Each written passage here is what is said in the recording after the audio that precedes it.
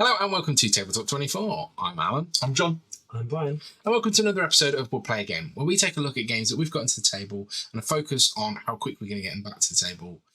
And we answer the question of, would we play again?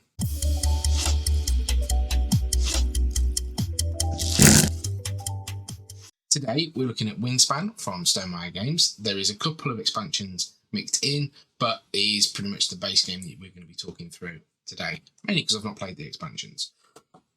In Wingspan, you've got 4 rounds and 4 actions. So each round you will have a diminishing number of actions because your tableau is going to be getting stronger. So you'll be able to get more out of your engine when you're building it. So it is very much a tableau building, engine building style game. You can play a bird, so you'll be playing one of these birds out. You pop them in an area. You'll need to pay food for them because that's where they need to get out.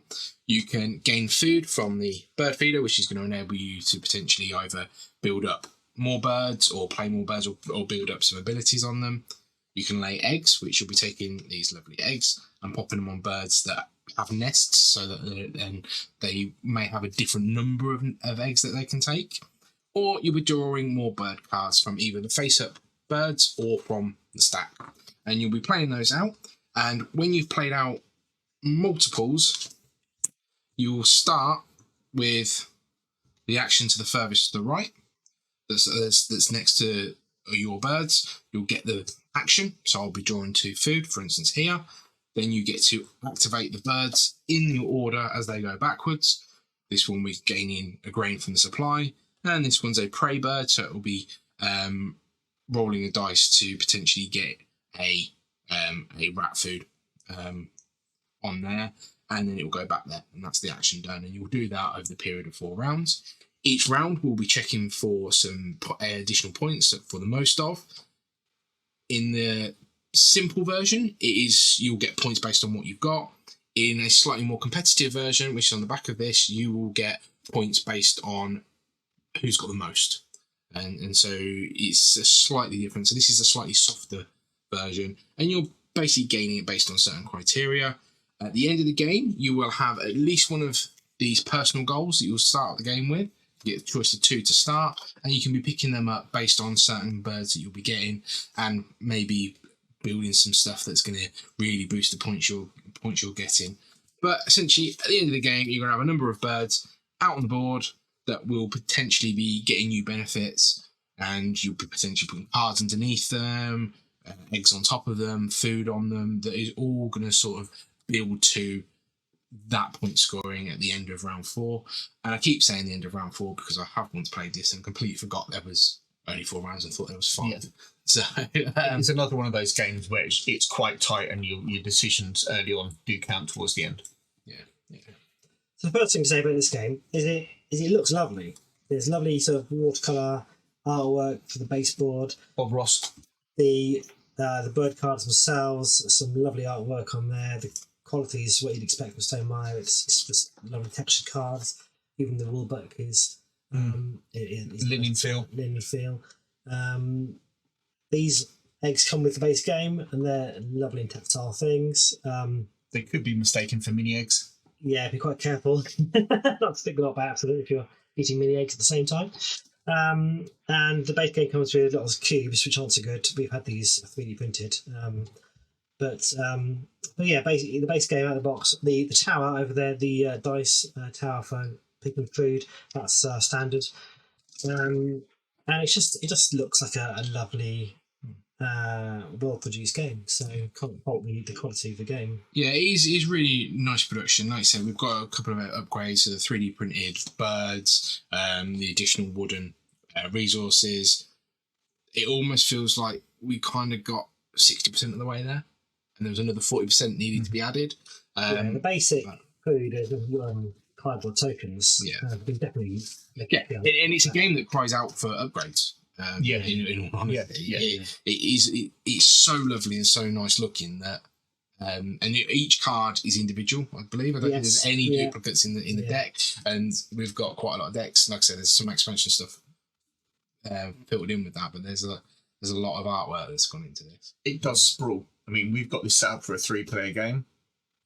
it does sprawl across the table. It does take a lot of table up when you're playing it. And one of my criticisms is it could be even bigger because these 3 rows here are quite clearly delineated by little white squares that fit cards in there.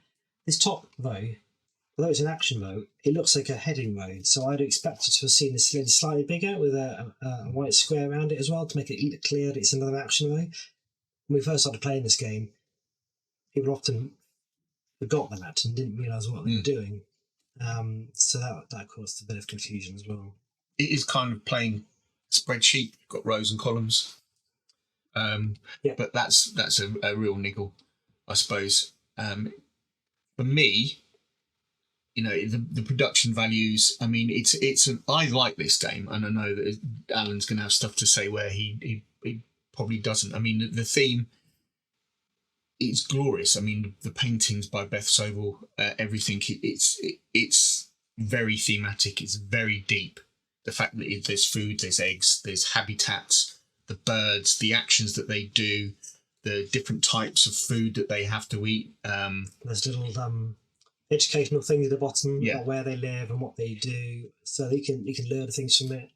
I'd struggle to think of another game that has got such a theme that it's so dependent on. But I mean, I don't know how many cards there are between all the 3 of the expansions, with the 4th that they just come out. But the fact, it's a Twitcher's delight. It really is. It's the theme is you can't say anything. It could only be Wingspan, really. You could try and force another theme into it and really change up the mechanics, but at that point, is it the same game? Yeah, potentially another such nerdy pastime, maybe train spotting. You could have different types of trains from around the world, or insects or fish. It would have to have something with the sheer variety of species to go into this that would only work with it. And for that alone, I mean, I like birds. Not as much as certain people like birds that go out and spot every type that when they arrive in England, but it's just a glorious thing. You feel like you're educated while you play it. Yeah. The mechanics wise, we went through with the start. It is quite simple. You're picking one of 4 actions. Your choices beyond that are a little bit more complex. Yeah. Now, although there are words and cards that rely upon triggers that happen, maybe when another player makes a turn. Mostly, you're just playing your board. You're looking down. You're trying to get points based on what you think is coming up at the end of the round, what's in your hand, and you're not really influenced too much by what other people are doing, apart from if they maybe take a bird that you'd like to have had before you can get to it. Or the food from the food from the trough. That's competitive as well, and at some point you can get caught into not having the food that you want until it gets flushed through, and then you get to re-roll all the dice again. But basically, it's a spreadsheet game where you're trying to build up the best hand you can have on the board that you've got. Yeah, and I think with that sort of in mind, you're looking down. This is what you're looking at. Yeah. You're looking at your board. The player interaction is just. Yeah, I don't look at what birds you've got unless they are things that, for example, you've got to get me some predator food. The only real player interaction you have is if number of eggs in it with the other side of this, where it's a bit more competitive. That does pick up on the fact that you're having to look at other people's. But the only thing is when you put a bird down and get everybody the action, everybody gets a food. Yeah, that's about it, and that's quite harsh, really. Yeah, I think so scoring. There's quite a lot of different ways to score, but it's not like a point salad where they're always available to you. So they're more for replayability for different games. Mm-hmm. So a lot of them are geared around, for example, what kind of nest have you got? What kind of how many birds have you got in the water birds? So, and then you've got there's quite a lot of these cards as well to give you different bonuses at the end. So there's lots of, I guess, replayability in terms of how to build up points, which I think is a good thing. Keeps it fresh. Yeah. The end of round one's this one where it's about tucking cards, and if you have got an engine that allows you to tuck cards, it's pointless having it.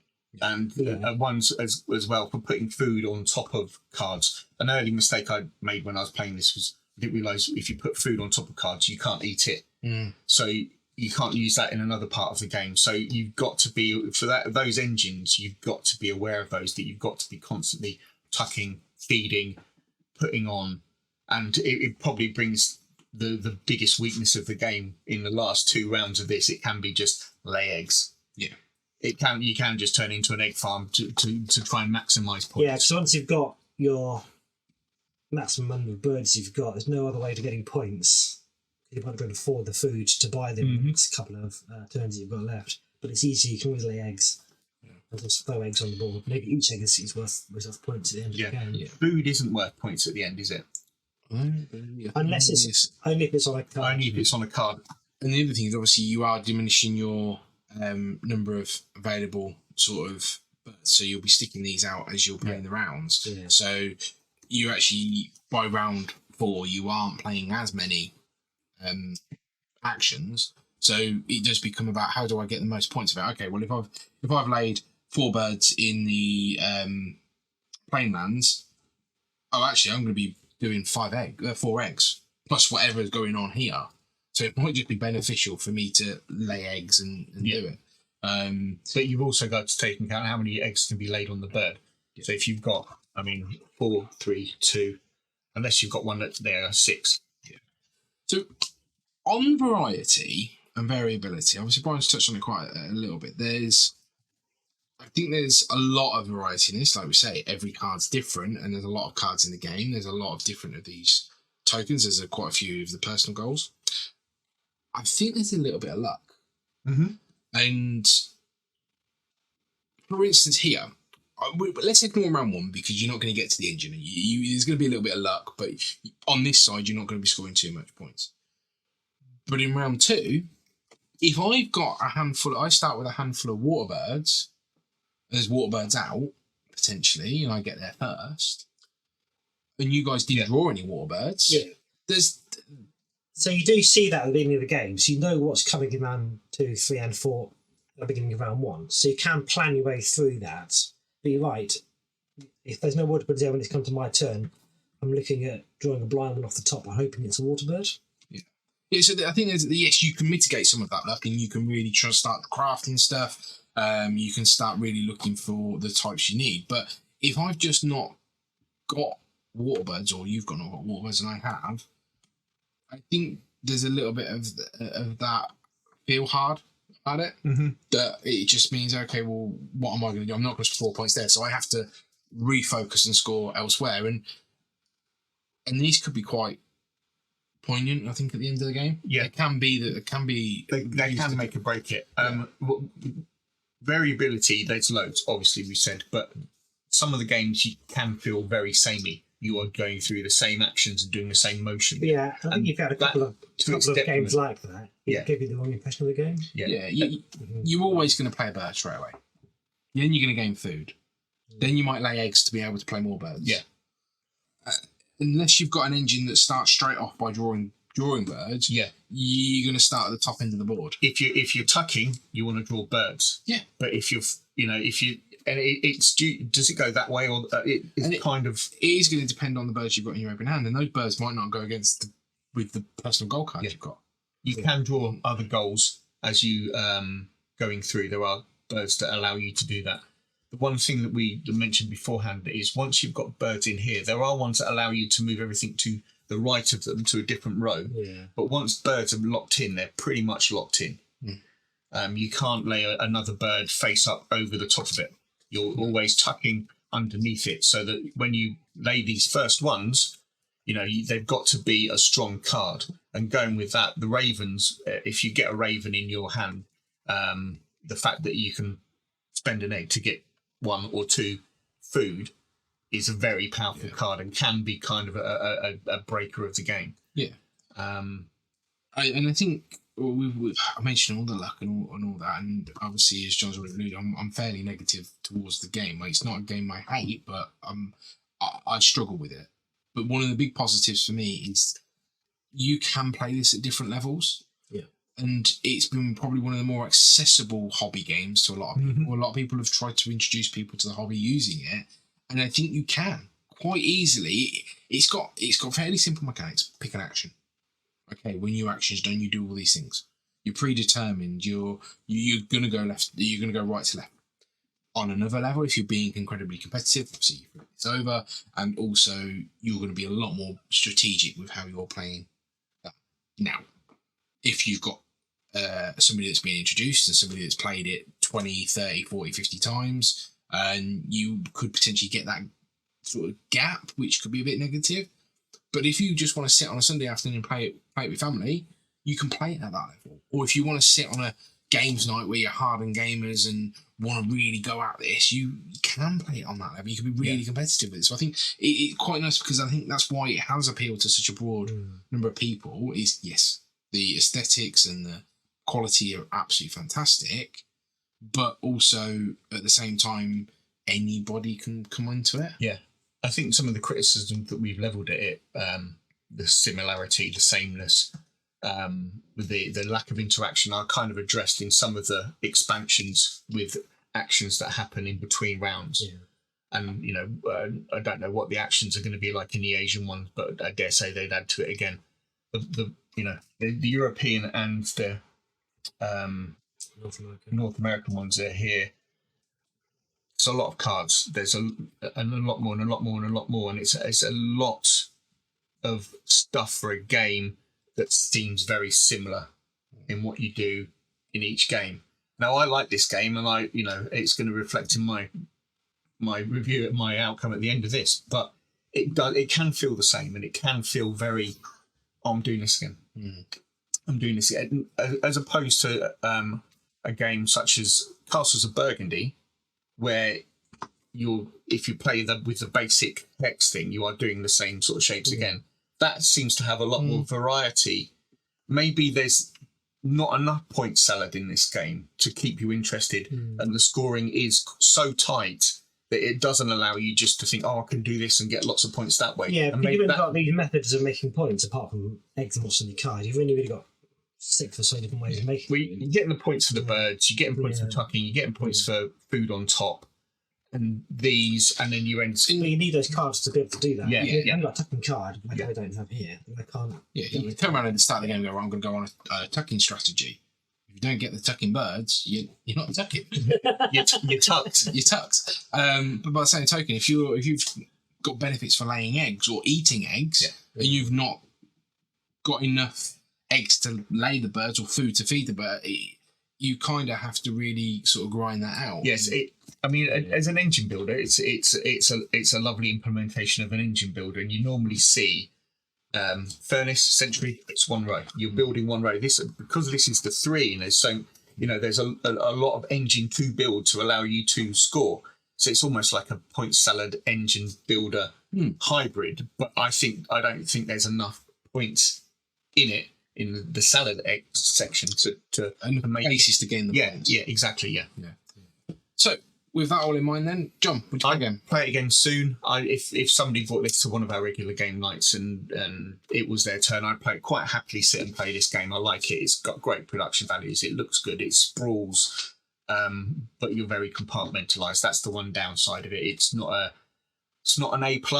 It's an A, B+, A for me. But yeah, I like it. I'm going to buy the big box. I'm going to buy the new expansion. I might buy the neoprene. I'm going to buy the neoprene. Yeah, so yeah. It's one of those completist games because of the amount of stuff that there is for it. It's just something I think would sit happily on my shelf and be part of my collection for a long time. Right. I'll play it again. I like it. I like it when it comes out. It's not something I would probably volunteer to bring to the table, but as an engine builder, I like it better than other engine builders such as Furnace, for example. I don't know why that is, but I always have to see it on the table, but it's not something I would think about bringing to the table, if that makes sense. Mm-hmm. So for me, obviously, I've alluded throughout, I'd hesitate to play again. There's part of me that doesn't quite understand why. I love what Stonemaier does. I love the standards of the games they put out. I'm a big advocate that actually Red Rising is a good game, and underneath it is a really good game. I've got everything for Scythe. We've played Tapestry, and there's others out there that I want to get hold of Pendulum. But for some reason, this does not click with me. And I don't know what it is. I might need to play it a few more times, but I'd almost shy away from it. If it was a choice between this and another game, I'm probably going to play the other game.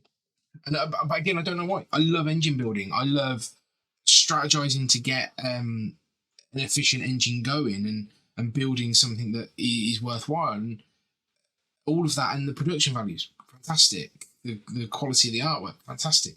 But something just does not click for me. Stonemaier games can be very Marmite. You either click and you enjoy them. Like I'm going to be the same as you when we do Scythe. I'm the same as you. I don't click with Scythe at all. It's not for me. I don't know what it is. There's an intangible in some Stonemaier games that just diverts you, like a stone in a river. It just diverts you the other way. Yeah, I'm like that with Scythe, but I'm not like that with this one. It's odd. It's yes, that intangible. If we knew what it was, we'd market it and make a fortune out of it. I don't know. But yeah, that's Stonemaier games. That's games in a nutshell. Yeah, and that's it. So 3 very different opinions on the game. If you haven't done so already, please check out other videos on the channel. Give us a like and a subscribe, and we will catch you next time. Take care. Bye. Goodbye.